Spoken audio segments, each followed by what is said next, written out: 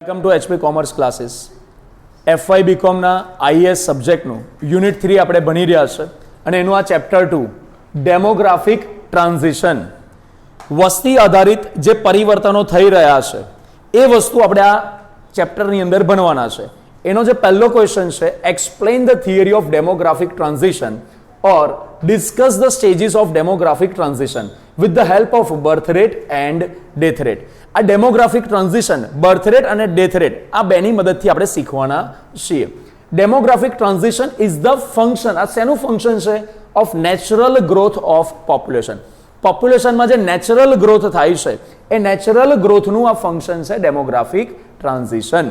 Okay, હવે આ વસ્તુ આપણે આ જે ક્વેશ્ચન છે આ ક્વેશ્ચન આપણે અહીં આગળ સમજીએ. શું આન્સરમાં લખ્યો છે?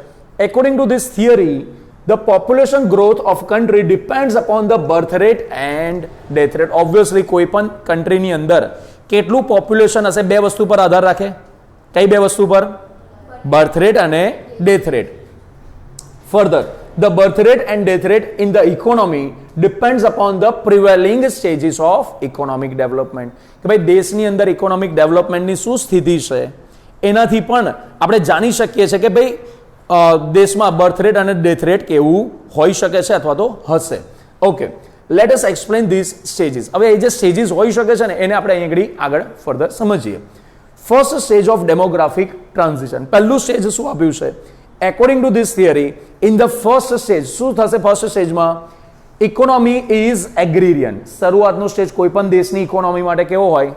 એગ્રેરિયન પ્રકારનો જ હોય. સાહેબ એગ્રેરિયન એટલે એગ્રીકલ્ચર પર આધારિત, ખેતી પર આધારિત, ખેતી પ્રધાન જે શબ્દ આપણે બોલીએ છીએ તે agrarian. And the rate of economic development is very obviously તમે એગ્રીકલ્ચર પર ડિપેન્ડ રાખતા હોવ, આખો દેશ એગ્રીકલ્ચર પર ડિપેન્ડ હોય તો એ દેશની સ્થિતિ ઇકોનોમિક દ્રષ્ટિએ કેવી હોય? પછાત જ હોય, ઓછી જ હોય. બરાબર? બિકોઝ દેશ અને દુનિયામાં ખાલી ખેતીવાડીથી કામ નહીં ચાલતું, ઇન્ડસ્ટ્રીયલ અને સર્વિસ ક્ષેત્રનો પણ ડેવલપમેન્ટ થયેલો હોવો જોઈએ. During this both birth rate and death rate are high. જ્યાં પહેલું સ્ટેજ હશે ને આ પહેલા સ્ટેજમાં શું હશે? બર્થ રેટ અને ડેથ રેટ બંને કેવા રહેશે? બહુ હાઈ રહેશે. ચલો જો હવે સો પોપ્યુલેશન રિમેન્સ સ્ટેબલ. આના કારણે બર્થ રેટ અને ડેથ રેટ બંને હાઈ રહેશે તો પોપ્યુલેશન કેવું રહેશે? વધતા ઓછા અંશે સ્ટેબલ રહેશે.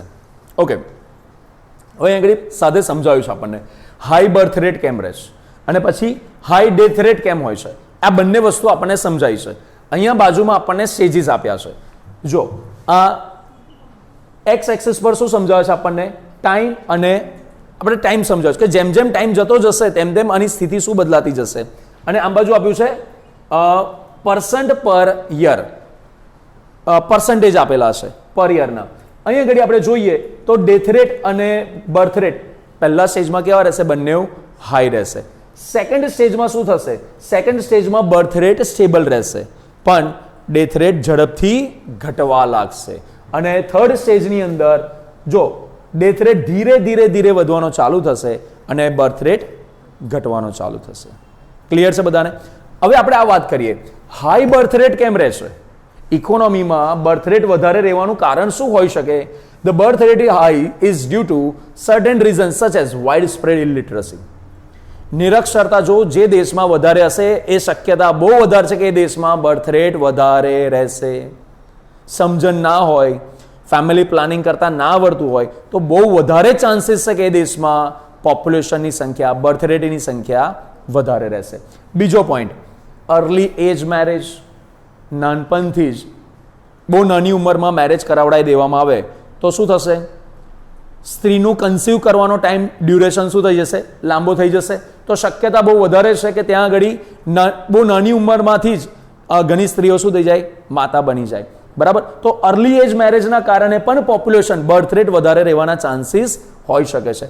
Attitude towards children. ઘણા જોઈન્ટ ફેમિલીમાં રહેતા હોય તો બાળકોને મોટા કરવાની જવાબદારી પેરેન્ટ્સ પર આવતી નથી. તો હવે એ લોકોના લઈને એમનું દ્રષ્ટિકોણ કેવો રહે છે કે કંઈ નહીં, જોડે જોડે બધા મોટા થઈ જશે. એટલે એમના તરફનો એનો દ્રષ્ટિકોણ કેવો હોય છે? અલગ.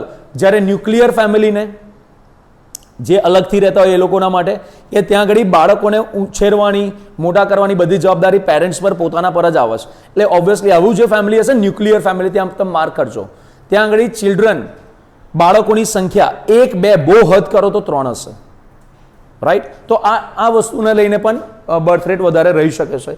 Absence of knowledge about family planning and technique, કે ભાઈ ફેમિલી પ્લાનિંગ કેવી રીતના કરવું, એના માટે કઈ ટેકનિક્સનો યુઝ કરો જેનાથી બર્થ રેટને કંટ્રોલમાં રાખી શકાય.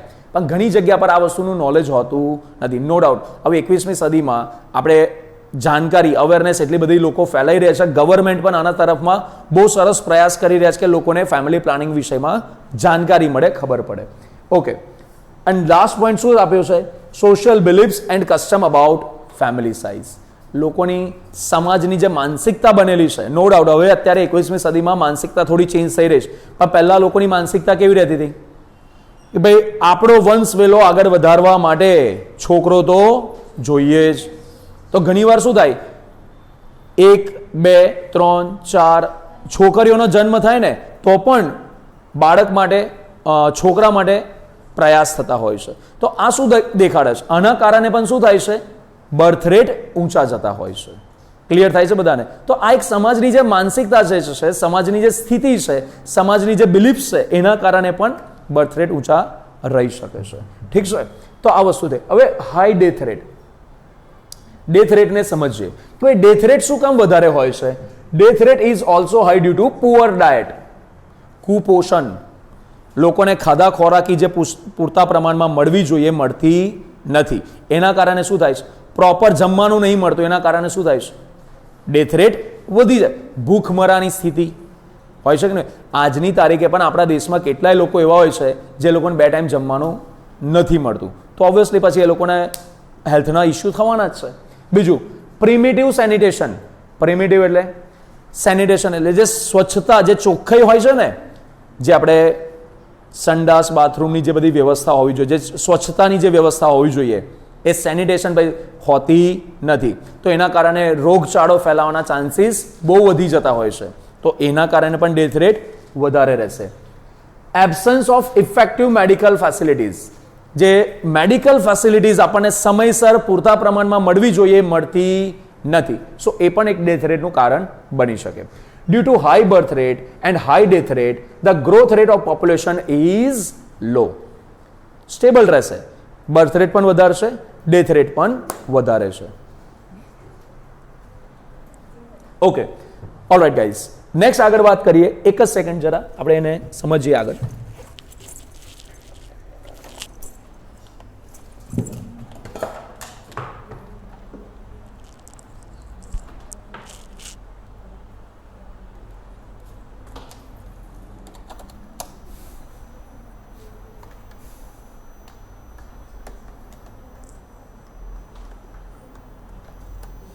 ઓકે, ચલો આપણે આ વાત કરી પહેલા સ્ટેજની. પહેલા સ્ટેજમાં આપણે શું વાત કરી? પહેલા સ્ટેજમાં આપણે એ વાત કરી કે જ્યાં આગળ બર્થ રેટ અને ડેથ રેટ બંને વધારે રહેશે. બંને જ્યારે વધારે રહેશે ત્યારે પોપ્યુલેશન કેવું રહેશે? સ્ટેબલ રહેશે. આટલું ક્લિયર થઈ ગયું. હવે આપણે વાત કરીશું સેકન્ડ સ્ટેજની. Second stage of demographic transition, stage of population explosion. એક શબ્દ તમે ભણ્યા છે ગુજરાતીમાં, વસ્તી વિસ્ફોટ, કે જ્યાં આગળ વસ્તીનો શું થાય? વિસ્ફોટ થાય. તો જો વસ્તી વિસ્ફોટની અંદર ઇન ધીસ સ્ટેજ, અમુક વાર શબ્દો એવા જોઈન્ટ થઈ જાય વિચિત્ર. તો જો in this stage the economy starts process of development. આ લેવલ પર શું થવાનું ચાલુ થાય છે? ડેવલપમેન્ટની પ્રોસેસ ચાલુ થાય છે. And due to economic development there is improvement in the diet and medical facilities.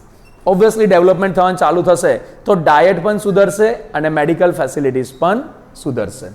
But due to traditional and social beliefs, illiteracy, આ બધી વસ્તુઓના કારણે birth rate remains high. Medical facilities ને બધું સારું થયું, એનાથી બહુ સરસ બાબત છે, બરાબર. એનાથી ડેથ રેટ ઓછો થઈ ગયો, પણ બર્થ રેટ ઓછો થશે નહીં. કેમ નહીં થાય? ટ્રેડિશનલ એન્ડ સોશિયલ બિલીફ્સના કારણે, ઇલિટરસીના કારણે birth rate remains high. And due to high birth rate and declining death rate, the growth of population is very high. Death rate ઘટી ગયો પણ બર્થ રેટ હજી ઊંચો ને ઊંચો જ છે, તો ઓબ્વિયસ વસ્તુ છે, શું થવાનું છે? બોલો, વસ્તી વિસ્ફોટ. સો this stage is called stage of population explosion. At present India is passing through this stage. India આ વસ્તી વિસ્ફોટના સ્ટેજમાંથી પસાર થઈ રહ્યું છે. અને એનો આપણે લાઈવ એક્ઝામ્પલ પણ જોઈ રહ્યા છે કે આપણે ચીનને પાછળ પાડીને કેવું ના, ઇન્ડિયા બધી બહુ વસ્તુમાં પહેલા નંબર પર છે અને આમાંની આ પણ એક વસ્તુ છે જે હવે અમે ઇન્ડિયા નંબર 1 પર પહોંચી ગયું. ચાલો, third stage of demographic transition. During this stage the economy becomes partially industrial economy. હવે થર્ડ સ્ટેજમાં ઇકોનોમી શું થશે? પાર્શિયલ ઇન્ડસ્ટ્રીયલ ઇકોનોમી બનવાની ચાલુ થઈ જશે ડ્યુ ટુ રેપિડ ઇન્ડસ્ટ્રીયલાઇઝેશન. દેશમાં બહુ ઝડપી ઔદ્યોગિકરણના કારણે there is a shift of population from rural areas to industrial commercial centers of urban areas. Third સ્ટેજમાં શું થશે? લોકો ગામડાઓમાંથી શિફ્ટ થઈને સ્થળાંતર કરશે. ક્યાં આગળ? શહેરી વિસ્તારોમાં, કે જ્યાં આગળ એ લોકોને ઓપોર્ચ્યુનિટીઝ વધારે મળી શકે. And this is urbanization. Now the economic role of women is increasing. To ensure economic mobility and to maintain better standard of living, people prefer small size of family. This results into fall in birth rate. Death rate is already low. આ third સ્ટેજમાં શું થશે કે અહીં આગળ હવે લોકોને આર્થિક રીતે જવાબદારીઓ વધી જાય, કારણ કે હવે લોકો ધીરે ધીરે ગામડાઓમાંથી શહેરોમાં આવવાનું ચાલુ થાય. શહેરોના ખર્ચાઓ જે હોય છે તે વધી જતા હોય છે. હવે આવકના સંસાધનો માટે સ્ત્રીઓ પણ વધારે પોતાનું યોગદાન આપવાનું ચાલુ કરે છે. સ્ત્રીઓની પણ જવાબદારી વધી જાય છે. તો એના કારણે સ્ત્રી વધારે બાળકોને શું કહેવાય કે આપણે જન્મ આપવાનું પ્રિફર નથી કરતા. આના કારણે શું થશે? હવે બર્થ રેટ ઘટવાનું ચાલુ થશે. ઓલરેડી આપણે ચર્ચા હમણાં કરી કે પહેલા આપણે આપણા 2, 4, 5 પેઢીની પાછળ વાત કરીએ તો શક્યતા છે કે તમારા જે દાદા પરદાદાના સમયમાં એમના 4, 5 ભાઈઓ, 4, 5 બહેનો ને આવું બધું પરિસ્થિતિ હશે. અત્યારે આપણે તમારી પોતાની સ્થિતિ જુઓ. કોઈના એક ભાઈ હશે, કોઈને એક બેન હશે, એકાદ 2 ભાઈ બહેન હોઈ શકે, 2 કે 3, એનાથી વધારે અત્યારે પરિસ્થિતિ છે નહીં. રાઈટ? તો આ વસ્તુ છે. તો આ થર્ડ સ્ટેજ વાળું ક્લિયર થઈ ગયું. 3 સ્ટેજની આપણે ચર્ચા આમાં કરી. પહેલું સ્ટેજ કે જ્યાં આગળ શું હશે? બર્થ રેટ, ડેથ રેટ બંને હાઈ રહેશે, એના કારણે પોપ્યુલેશન લો રહેશે. પોપ્યુલેશન રેટ કેવો રહેશે? લો રહેશે.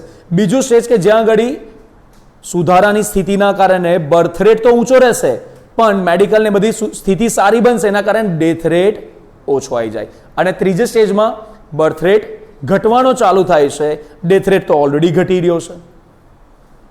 ક્લિયર થઈ ગઈ? તો આ 3 પ્રકારના ડેમોગ્રાફિક્સ ટ્રાન્ઝિશન થતા હોય છે કોઈ પણ ઇકોનોમીની અંદર.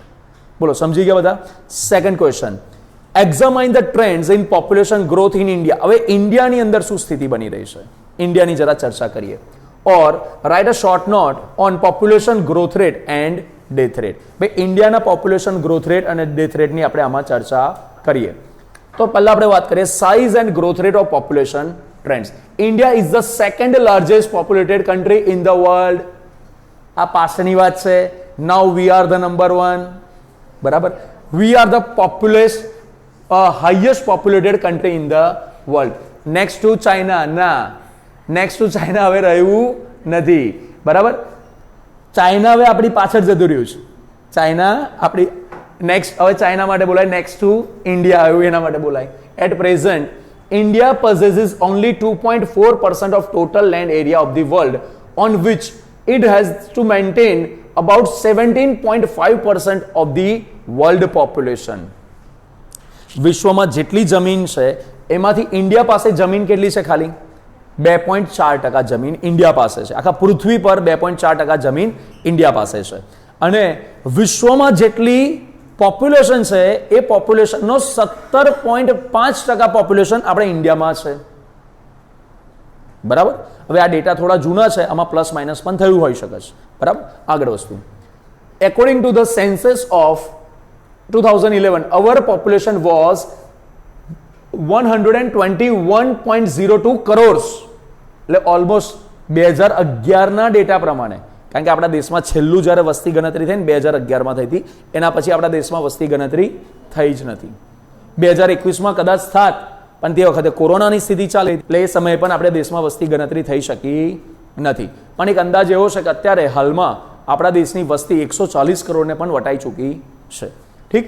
તો આ રીતના છે. At present our population is 131 crore. Already મેં કીધું આને પણ આપણે વટાઈ ચૂક્યા છે, ઓલમોસ્ટ 140 કરોડની પાર પહોંચી ગયા છે. પોપ્યુલેશન ગ્રોથ, અચ્છા તમને અંદાજ છે આપણા દેશમાં વસ્તી દર વર્ષે કેટલી વધે છે?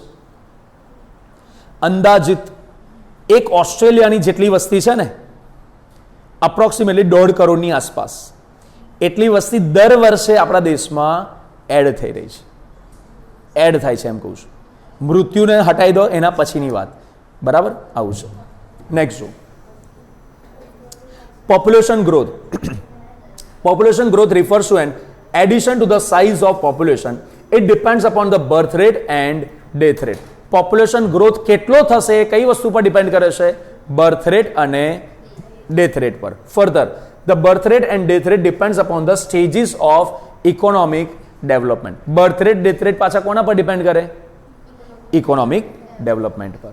ઓકે, હવે આપણે વાત કરીએ એમાં આગળ birth rate and death rate. Birth rate and death rate, it shows addition to population per 1000%. It depends upon how many economic and social factors. હવે એમ કહીએ ભાઈ આપણા દેશમાં જો આ એક નીચે ટેબલ આપ્યું છે, આ ટેબલને સમજાવું એટલે આને પણ સાથે સાથે ખબર પડી જશે. જો 1950-51 ની વાત કરીએ તો બર્થ રેટ કેટલો હતો? 40. 40 નો મતલબ હું 40 જ લોકો જન્મ લેતા હતા? ના, ઉપર જે સમજાય ને લાઈન એ આ હતી કે દર 1000 લોકોની વસ્તીએ બર્થ રેટ કેટલો? તો કે એ 40. અને ડેથ રેટ અગેન એમાં પણ સેમ લોજિક કે દર 1000 ની પોપ્યુલેશન પર કેટલા લોકોનું મૃત્યુ થાય છે વર્ષ દરમિયાન? 27. બોલો આટલું ક્લિયર થયું બધાને? આગળ પોપ્યુલેશન ઇન કરોડ જે તે સમયે કેટલી હતી? 36.1 કરોડ. એન્યુઅલ ગ્રોથ રેટના ડેટા નથી. 60-61 જ્યારે બીજી વાર આપણા દેશમાં વસ્તી ગણતરી થઈ ત્યારે બર્થ રેટ હતો 42, ડેથ રેટ 23, પોપ્યુલેશન ઇન કરોડ્સમાં પહોંચી ગઈ 43.9 કરોડ. એ રીતના 70-71માં જો બર્થ રેટ હવે ધીરે ધીરે શું થઈ રહ્યો છે? ઘટી રહ્યો છે. શું થઈ રહ્યો છે? બર્થ રેટ ઘટી રહ્યો છે. અહીંયા તમે જોશો ને ધીરે ધીરે ડેથ રેટમાં પણ શું થઈ રહ્યો છે? ઘટાડો થઈ રહ્યો છે. બરાબર? જો આ દરેક 80-81 માં 34, 90-91 30, 2001 25, પછી 22, 14 પણ 22. અત્યારે શક્યતા છે હજી પણ આપણો બર્થ રેટ કદાચ ઓછો થયો હોઈ શકે છે. ક્લિયર થઈ વાત બધાને? ડેથ રેટમાં પણ તમે જો દર 1000 આખા વર્ષમાં ખાલી કેટલા મરે છે? તો સાહેબ વધારે મરવા જોઈએ. ભગવાન કરે કોઈ ના મરે, બધા અમર થઈ જાય, પણ આવું શક્ય છે નહીં. કારણ કે જેનો જન્મ થયો છે એનું મૃત્યુ નિશ્ચિત છે. બરાબર? હવે પોપ્યુલેશન પણ જોઈ લો ધીરે ધીરે મસ્ત રીતના વધી રહી છે. અત્યારે આપણે ઓલરેડી 140 વટાઈ ગયા. નેક્સ્ટ જો trends in population growth. The period under study can be divided into following ફેઝિસ. જો ગાઈઝ હવે આપણે જે સમયગાળાને સમજવાના છે એને આપણે અલગ અલગ ફેઝમાં ડિવાઈડ કરીશું તો આપણે સમજવાનું ઇઝી થશે. પહેલું period of rapid population growth or population explosion. આ સમયગાળો કયો હતો? 1951 ટુ 1981. આ જે 30 વર્ષનો સમયગાળો હતો આપણા દેશમાં વસ્તી વિસ્ફોટનો સમયગાળો તો એવું કહી શકાય. કારણ કે આ સમયમાં આપણા દેશમાં બહુ જ ઝડપથી વસ્તીમાં વધારો થયેલો હતો. તો જો એની અંદર આપણે સમજીએ during the period 1950-51 to 1980-81 our population increased from 36 crores to 68 crores. Thus, during this stage, there was a record growth of population. During this period, growth rate of population was આ સમયગાળા દરમિયાન આપણા દેશનો પોપ્યુલેશન ગ્રોથ કેટલો હતો? 2.1%. મતલબ દર વર્ષે આપણા આખા દેશમાં જેટલી વસ્તી હતી એના 2.1% વસ્તી વધી રહી હતી. આગળ This was due to sharp decline in death rate. અને આવું કેમ થયું? મૃત્યુ દરમાં બહુ જ ઝડપથી ઘટાડો થઈ ગયો. 27 per 1000 to 13 per 1000.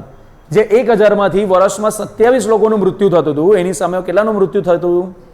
ખાલી 13 જણનું. તો ઓલમોસ્ટ અડધા લોકોનું મૃત્યુ દર કેવો થઈ ગયો? ઓછો થઈ ગયો. આ એક રીતના બહુ જ સારી બાબત છે આપણા દેશ માટે.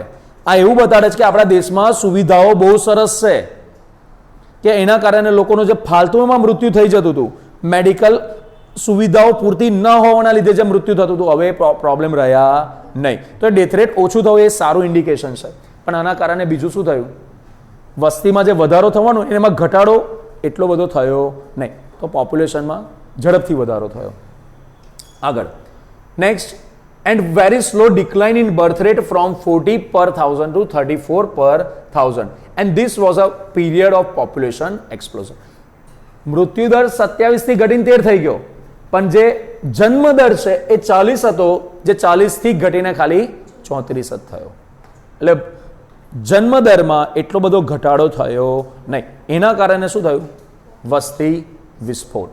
આગળ સેકન્ડ પોઈન્ટ છે period of high growth with definite sign of slow down. આ સમયગાળો એવો હતો 1981 થી 2011 સુધીનો, જ્યાં આગળ જે પોપ્યુલેશન ગ્રોથ છે એમાં બ્રેક વાગી, એમાં ધીમું પડ્યું આપણે પોપ્યુલેશન ગ્રોથ એવું કહી શકીએ છીએ. During this period our population increased from about 68 crores to 121 crores. So the growth rate of population was 1.57% per annum. જે પહેલા 2.1% હતું એ ઘટીને કેટલું થયું? 1.57%. આ કહેવા માટે 1.57% થાય બરાબર, પણ ખાલી એક સમજાવું, કેલ્ક્યુલેટર હોય તો કાઢો કોઈની પાસે, કરો કેલ્ક્યુલેશન. 140 કરોડના કદાચ આપણે માનો આપણે ઘટીને 1.5% થયા છે, 140 ગુણ્યા 1.5% કરો, 2.1. એનો મતલબ આપણા દેશમાં આજની તારીખે દર વર્ષે 2 કરોડ લોકો એડ થઈ રહ્યા છે. અંદાજિત દર વર્ષે કેટલા એડ થઈ રહ્યા છે? 2 કરોડ લોકો. આપણને એમ વિચાર ના આવવો જોઈએ કે આ 2 કરોડને સમાવવાના કેવી રીતના, ખવડાવવાનું કેવી રીતના, રાખવાના કઈ અગાડી, બરાબર, ભણાવવાના, મેડિકલ સુવિધાઓ, ટ્રાન્સપોર્ટેશનની સુવિધા, બધી વસ્તુમાં સુધારો કરવો પડે કે ના કરવો પડે ભાઈ? એડિશન કરવું પડે કે ના કરવું પડે? આગળ જઈએ. Third point, before 1981 the growth rate of population was about 2%, but now it has slowly come down to 1.57% per annum. પહેલા 2% પણ વધારે હતું, જે હવે ઘટીને 1.57% આસપાસ આવી ગયું છે. Next, trends in birth rate and death rate. ચલો હવે આમાં શું ટ્રેન્ડ રહ્યો છે એને પણ સમજી લઈએ સાથે. After independence, due to advancement of medical science, expansion of medical facilities and health measures, there was considerable and continuous fall in death rate.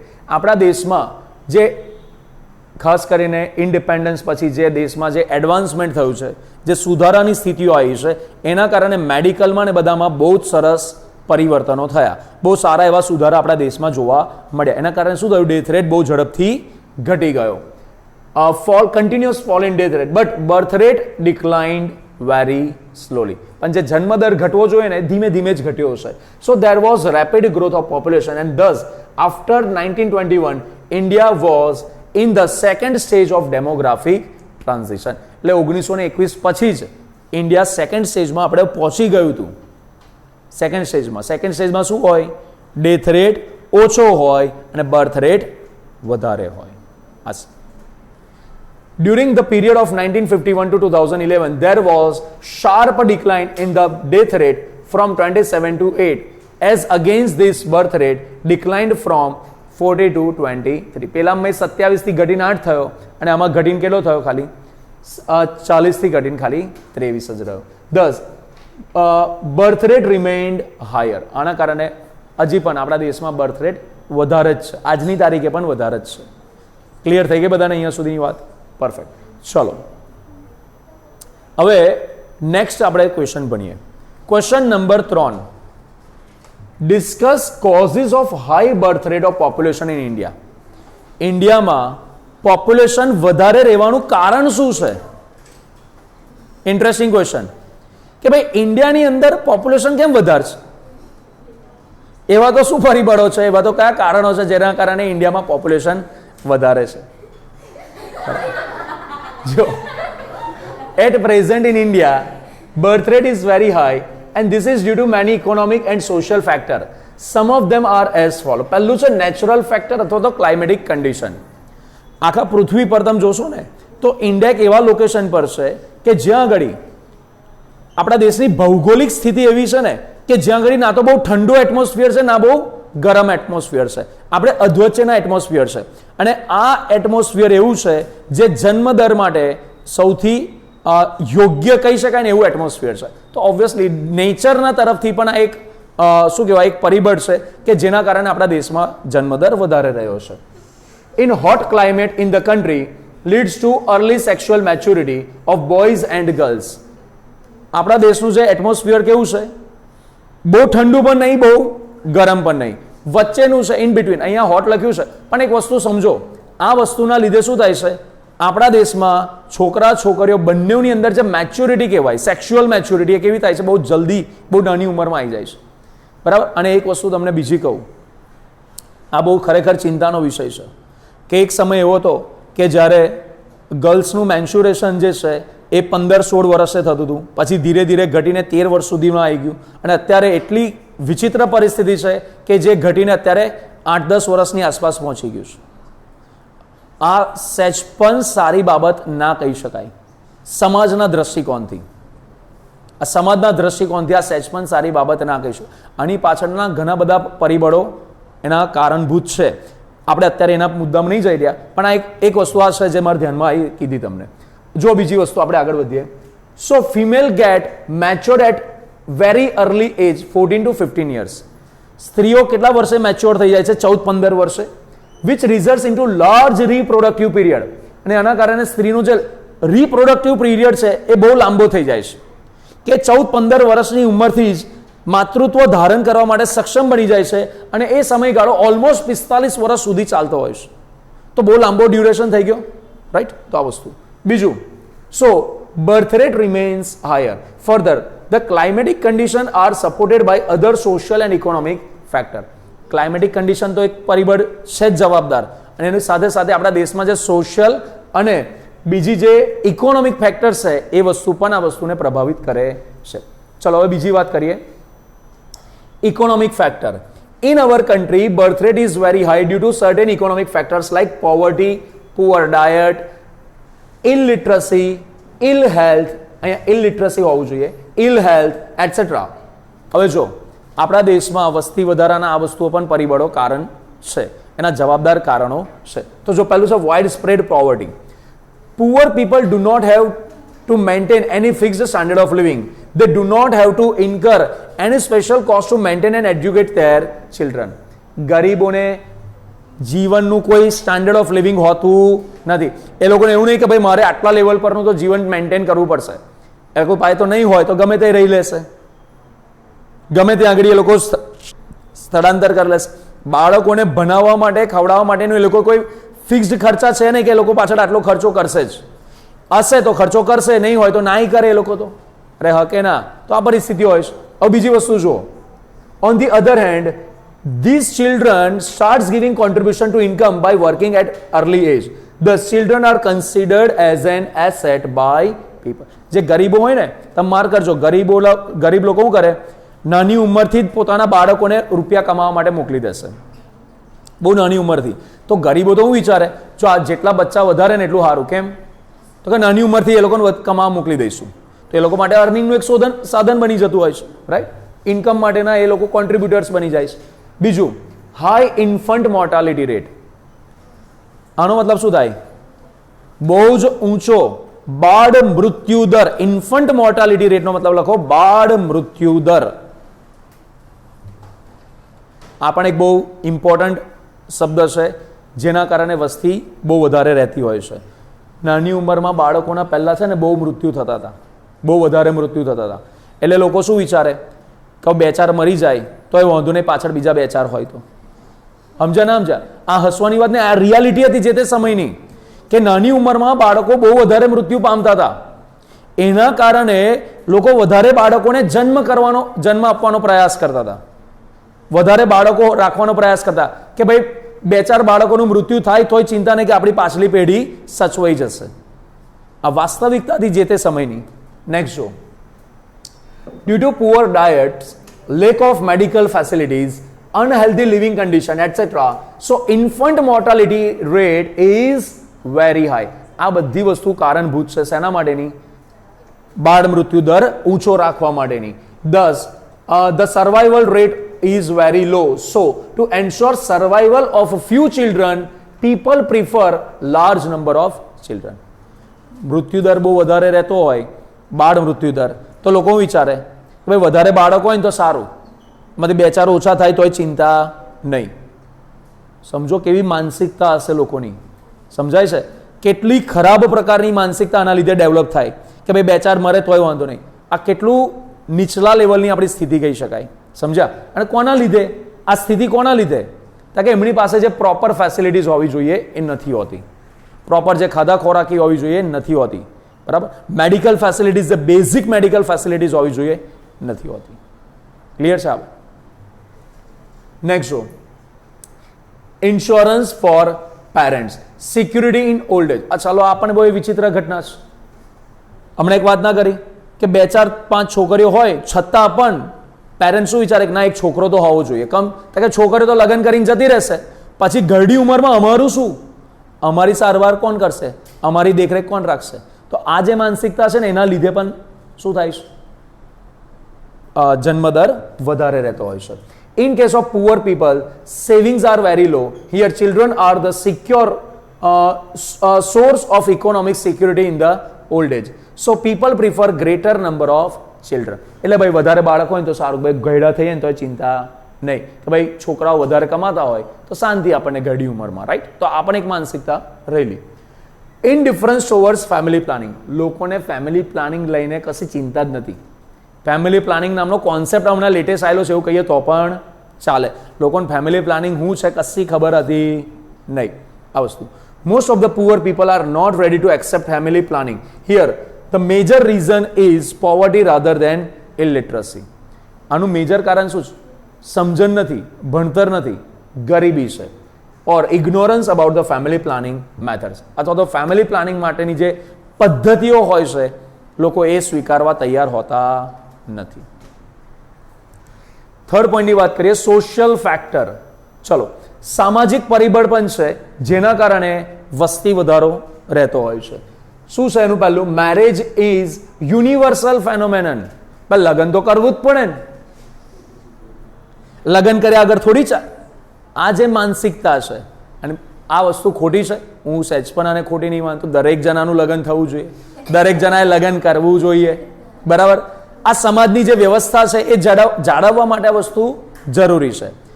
અચ્છા, તો આજે મેરેજ ઇઝ સોશિયલ ફેનોમેનન જે છે એ સામાજિક જે બાબત છે તો એના કારણે બધા લગ્ન કરતા હોય છે. અને જેમનું લગ્ન થાય છે ઓબ્વિયસલી એમાં બર્થ રેટ પણ થવાનો જ છે. In India, marriage is universal phenomenon. Marriage is considered essential matter for status. અચ્છા, આપણા દેશની પરિસ્થિતિ કેવી છે? કોઈનું લગ્ન ના થાય ને તો લોકો શંકાની દ્રષ્ટિએ જોવે કે હાય હાય એનું તો લગ્ન નહીં થઈ રહ્યું. બરાબર? અચ્છા, લગ્ન થયા પછી વધારે શંકા કરે. અચ્છા, લગ્નના 2 વર્ષ થઈ ગયા. સમજ્યા? એટલે આજે સામાજિક વ્યવસ્થા જે વિચિત્ર બનેલી છે એના કારણે પણ બર્થ રેટ કેવો રહે છે? ઊંચો રહે છે. જો unmarried person does not enjoy a respectable status. આજ વાત ના કરી, કોઈનું લગ્ન ના થાય તો લોકો સમાજ એને માન સન્માન આપતું નથી. હા, આ તો અનજોડ તો કોઈ લગન ઓઢો ચાલે. એટલે મતલબ કોઈનું લગ્ન ના થાય તો લોકો એને રિસ્પેક્ટફુલ મેનરમાં જોતા પણ નહીં. બરાબર? અચ્છા, બધી જગ્યાએ વસ્તુ સાચી હોય એવું જરૂરી નથી. આપણા દેશમાં કેટલાય બધા લોકો એવા છે જેમને લગ્ન નહીં કર્યા પણ દુનિયામાં એમનો આજે ડંકો વાગી રહ્યો છે. નામ લેવાની મારે જરૂર. આગળ, about more than 80% of females are married. 80% પણ વધારે ફિમેલ્સ મેરિડ છે. So birth rate is bound to be. આટલી બધી સ્ત્રીઓનું લગ્ન થતું હોય તો બહુ સ્વાભાવિક છે કે બર્થ રેટ તો ઊંચો રહેવાનો જ છે. બરાબર? આગળ નેક્સ્ટ શબ્દ છે અર્લી મેરેજ. આ એક બહુ ઇન્ટરેસ્ટિંગ પોઈન્ટ છે કે બહુ નાની ઉંમરમાં, અત્યારે નો ડાઉટ આપણા દેશમાં એવી સિસ્ટમ છે, એવી કાનૂન બની ગયા છે કે child marriage is completely prohibited.